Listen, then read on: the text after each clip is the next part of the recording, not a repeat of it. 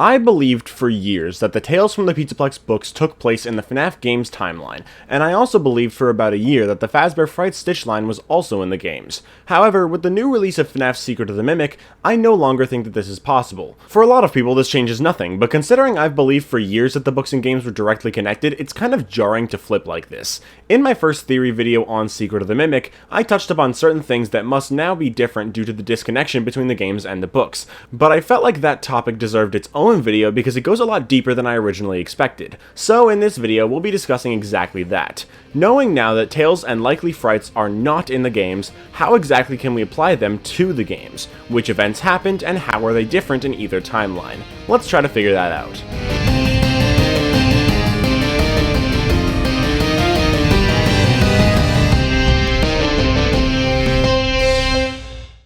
It's clear that even if the Stitchline was in the games, not every Fazbear Frights story would be able to fit in the games. For one, the story Coming Home depicts a version of Susie with brown eyes and hair, yet we know from FNAF 6 that she has blonde hair and blue eyes. The story What We Found takes place on the day Springtrap gets to Fazbear's Fright, and Hudson, the protagonist, dies on the first day. In addition, the phone system is yet to be installed. However, we know from FNAF 3 that the phone system is installed and our protagonist starts working there before the events of the game begin, and before Springtrap gets there, so this does not work at all. It's clear that at least some of the stories do not fit in the games, so if Stitchline games were to be true, not every Fright story would be in the games. This also aligns with what Scott originally said when Fazbear Frights were first announced. Quote, "There's a new line of books on the way from Scholastic. This will be very different from the original book series as it will be a collection of short horror stories that takes place in the FNAF universe. The series will launch with 5 books, each containing 3 different short stories with unique characters and plot lines, some connected directly to the games and some not." End quote. This original announcement says a lot about the canonicity of the books. First, Scott says it is very different from the original book series, since it's short stories rather than full-length novels. However, a lot of people use his statement about the book trilogy being separate from the game's timeline to say that Scott said all FNAF books are in a separate timeline, but that's just not the case. Not only did he never say that about Frights or Tales, but he outright said that these books were different, so who says they're meant to be used for lore in the same way? In addition, Scott said that some stories will be directly connected to the games and some wouldn't, implying some stories would be within the game's timeline and some wouldn't. Now, because of Tales, it seems like the Stitchline wasn't in the game's timeline, meaning Scott's statement seemingly didn't mean the stories would be literally within the game's timeline. This therefore allows all of the Fright stories to take place within the same universe, possibly the same universe as Tales given the connections between the Stitchline and the stories Lally's Game and Frailty. However, what we need to solve now is what Scott's initial statement actually meant. Because, sure, it didn't mean the stories were literally in the games, but then, what did it mean? Some people say it can mean some stories give insight into plot elements from the games, like What We Found with FNAF 3, while some would be about giving insight on other things, like 1:35 AM with the novel trilogy. However, that doesn't make sense, because just about every story has at least something to do with the lore of the games, something I'll probably talk about in a future video on what each and every story is trying to tell us. Another issue is that some stories providing insight on the games is not the same as being directly connected. Connected, sure, but not directly connected. So this is more than likely not what Scott meant. So, what did he mean? The first FNAF interactive novel, The Week Before, is literally set 1 week before the events of FNAF 1. It undeniably takes place in the game's timeline. VIP and Escape the Pizzaplex also perfectly line up with the games, so 3 of the 4 interactive novels are definitely in the games, and it would be weird if one of them wasn't, right? But the last one is Return to the Pit, an interactive adaptation of Into the Pit, a story we know is in the Stitchline. So, a version of Into the Pit is somehow in the game's timeline? It gets worse though when you think about the events of Return to the Pit. The epilogues of Frights confirm Into the Pit isn't really time travel, yet this book depicts it as if it is. This shows that the events of the book are not happening in the real world, still taking place within an alternate reality. The other depictions of the story, especially the game, also imply this, and I made a whole video on each piece of evidence that implies that the story is actually a loop, where Oswald is trapped in the pit the whole time and going through the same experiences over and over again, each adaptation and ending of the story just being a different loop. loop. The actual story as well as the game are therefore also in the game's timeline. Considering the actual story is part of the Stitchline, how does that work if the Stitchline is not in the games? Well, to me it seems like the original story is both in the games and in the Stitchline. There's no specific piece of evidence that actually directly connects the story with the Stitchline other than the existence of Jeff's Pizza and the pit itself. Yet we also hear about the snack space in both Into the Pit and Room for One More, and the snack space appears in the Pizzaplex in Security Breach along with numerous Fazbear Frights characters like Fetch and the Plush Trap Chaser on the arcade machines. It's sort of like the new DCU, how a lot of elements of Peacemaker Season 1 and the Suicide Squad take place in the original DCEU, yet also overlap with the new DCU, where Peacemaker 2 takes place following the events of the first season, and yet is also in the DCU. It seems like the Stitchline is kinda like that, some events from it overlapping with the games, but not being exactly the same. Like in Secret of the Mimic, we know that Edwin, Fiona, David, Tiger, and the Mimic all still exist with a lot of overlapping plot elements from the books, but they still follow a different story. And yet, they are still themselves. They still have the same names in the games and in the books.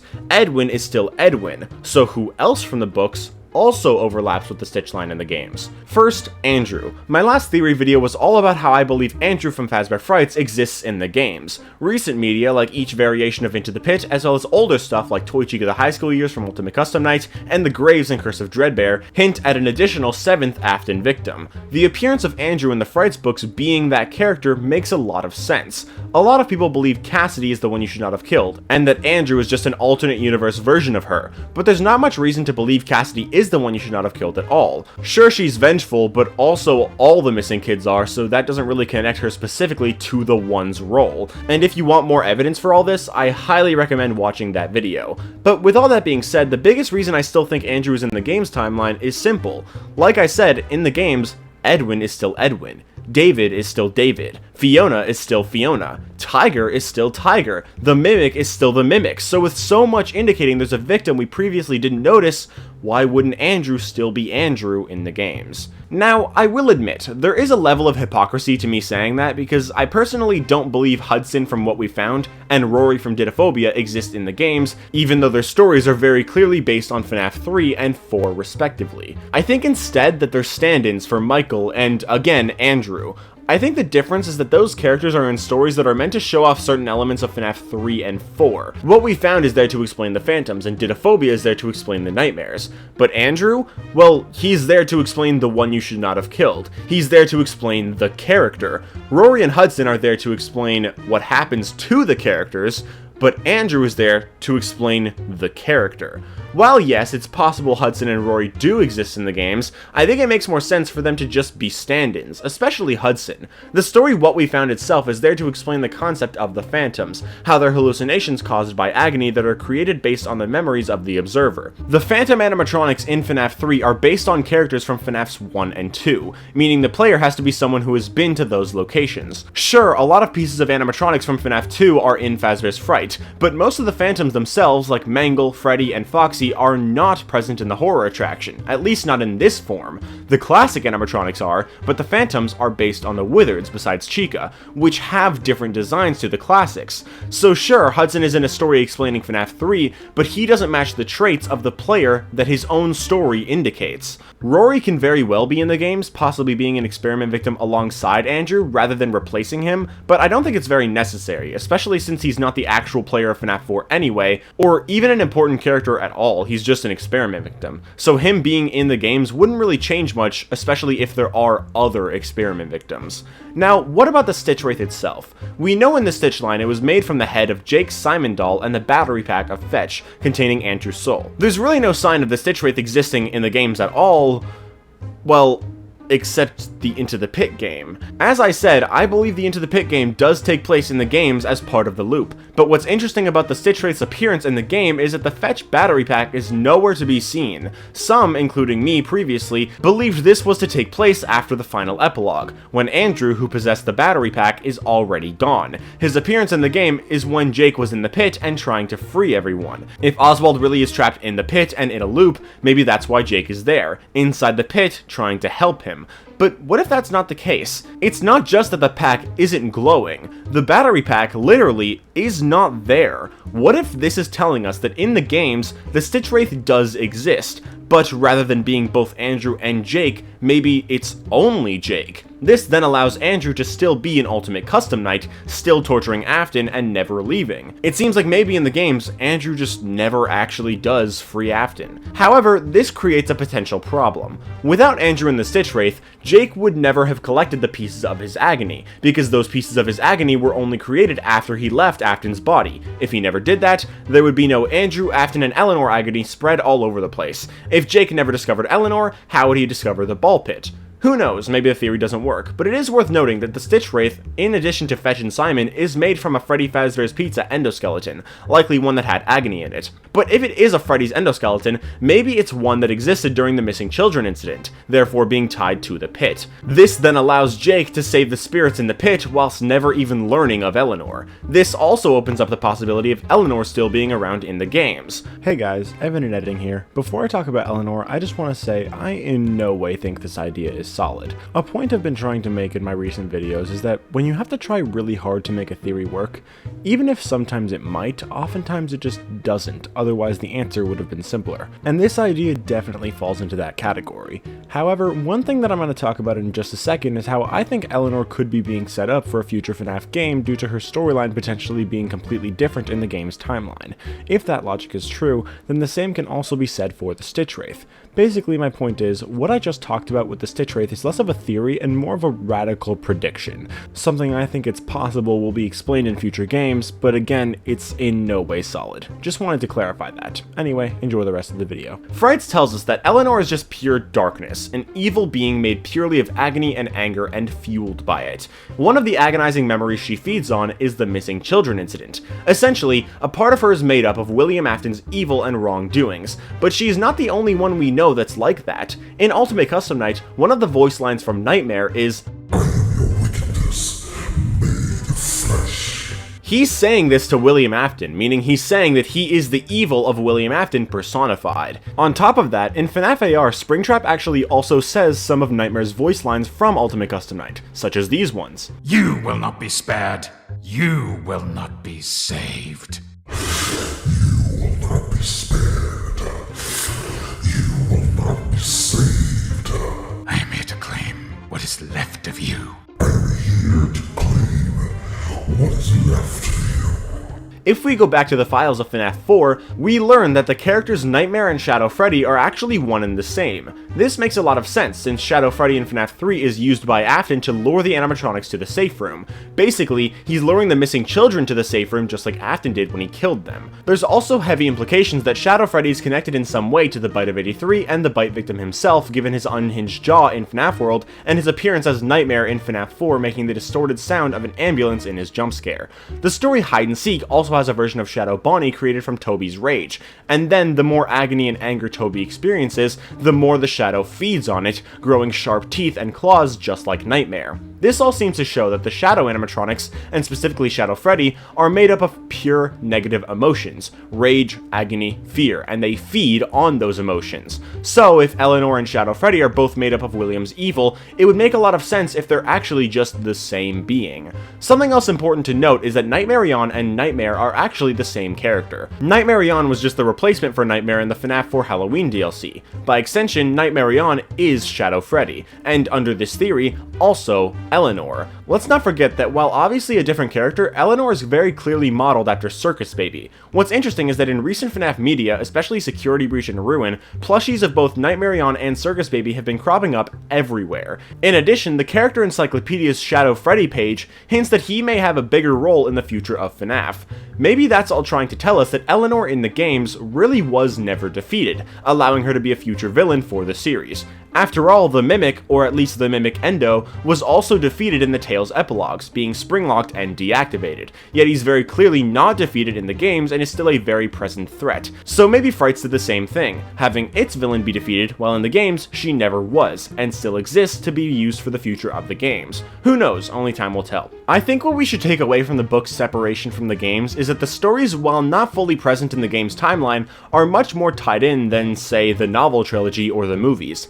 Like I said, epilogues aren't in the games, but many of the events and characters from them and from other stories may also be. The story Room for One More is another one that fits in the games pretty much perfectly. It clearly takes place after Ennard has escaped Circus Baby's entertainment and rental, considering Stanley's job is to ensure nothing escapes. A banging sound through the walls is also mentioned in the story, also being heard in Sister Location itself. The story is pretty much a perfect fit in the games, so those events can very well be directly in the games. Like Into the Pit, the snack space is also mentioned in the story. Maybe some of the Fright stories are full-on game timeline events, while others are alternate timeline versions of the same events. It might not just be Frights either, it could be Tales too, because, for example, GGY is a story we know is accurate to the game's version of events based on everything we hear in the retro CDs. But Gregory's age in the story is inconsistent with the games, being 12 in the story, yet the timeline of the Pizzaplex opening from the Fazlife magazines would make him 15 or older by the time of Security Breach, which doesn't fit. So unless he's a robot, the story can't be in the games. Speaking of timeline inconsistencies, being a believer of Tales games and Stitchline games made it really hard to rectify issues like that. Gregory's age was only one issue, but the even bigger issue was Edwin's age. Edwin is 24, 40 years before the Pizzaplex opened, and his story can't take place any later than 1980, but with the game taking place in 1979, it's probably meant to be the same. 40 years later, in 2019, the storyteller takes place. In order to fix that, we needed to place FNaF 3 and 6 in 2015, giving a few years for the Stitchwraith stingers to happen. Return to the Pit mentions TikTok, which started in 2018, and the epilogues are after Into the Pit, and the Pizzaplex isn't under construction until after the Stitchwraith epilogues are completely over. Into the Pit takes place in July and August, and the Pizzaplex is finished by December of the year before it opens, in this case 2018. That means if the Stitchwraith epilogues take place in late August at the absolute earliest, the Pizzaplex was built in only 4 months. A lot of super effective workers makes this technically possible, but really unlikely, and that's just an assumption too. A bigger problem is Larson expressing how FNaF 6 was a super long time ago by the epilogues, and if it was only 3 years ago, that wouldn't make sense. Now knowing that the books aren't in the games honestly relieves me a little bit, because I honestly could never find a satisfying solution for the timeline inconsistencies. What's even better is that now we can discard our attempts at making this stuff work, and what I mean by that is FNaF 3 and 6 no longer need to be in 2015. They can very well be in 2023 again, which to me was always so much more satisfying, because people's explanations for HRY223 being a date or the log number, or just a random number to label it, were never satisfying conclusions to me. Something we can find in the Into the Pit game is a calendar and a classroom, one matching the year 2018, which like I said is also the year TikTok was created. This seems to imply that Into the Pit happens in 2018, but also possibly over the course of a few years if it is a loop. Some people have brought up to me that this is an abandoned classroom, so the calendar would have been from years ago, but outside of it being empty for the most part, I don't think there's any indication of that at all, especially since students can walk in, meaning it's more likely there just isn't a class running in it right now. Regardless, if Into the Pit is in 2018, that places it before the events of FNaF 3, or at least FNaF 6. With the recent importance of Stan's budget tech in the FNaF 6 catalog mode, I started thinking a bit more about the other catalogs, especially Dumpster Diver Weekly. I never really thought about it, but that name implies that these things were found, quite literally, from digging around in the trash. If Into the Pit is before FNaF 6, this actually explains Trash in the Gang, being items that are in the mail in the Into the Pit game. That is the dumpster they were found in. There's a lot of different ideas you can form based on all this. Like I said, there's some events from the Stitchline that can work in the games if you just remove one character from it, like taking Andrew out of the Stitchwraith and keeping him in Afton. That works fine, and another idea that you could apply that to is also the storyteller, because we know from Princess Quest that the Mimic was brought into the Pizzaplex still by a tree, just like in the books, but this tree doesn't really look like a baobab tree. And in Secret of the Mimic, Edwin seems to die, meaning he wouldn't be alive by the time of the Pizzaplex era. So the fact that it's not a baobab tree is probably because Edwin was the one to suggest a baobab tree in the first place, so if he's dead, it would just end up being a different tree, and the storyteller's events would still happen just without his input. It's really cool to think about how some events from the books can work with slight alterations in the game's timeline. I want to be clear that none of this is just me coping in response to the books not being in the games. It's just me trying to accommodate for that when considering what Scott said all those years ago, because like it or not, that still applies, and he has to mean something, so this is just my attempt at figuring out what he actually meant.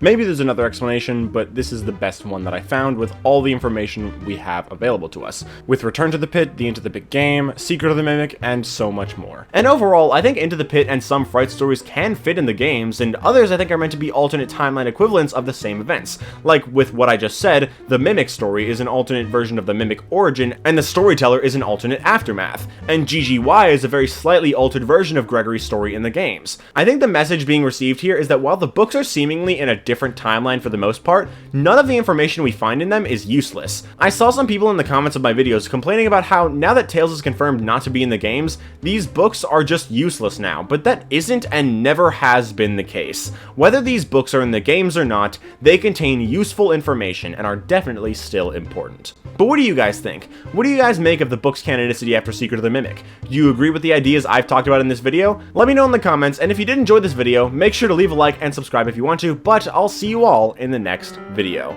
Bye guys!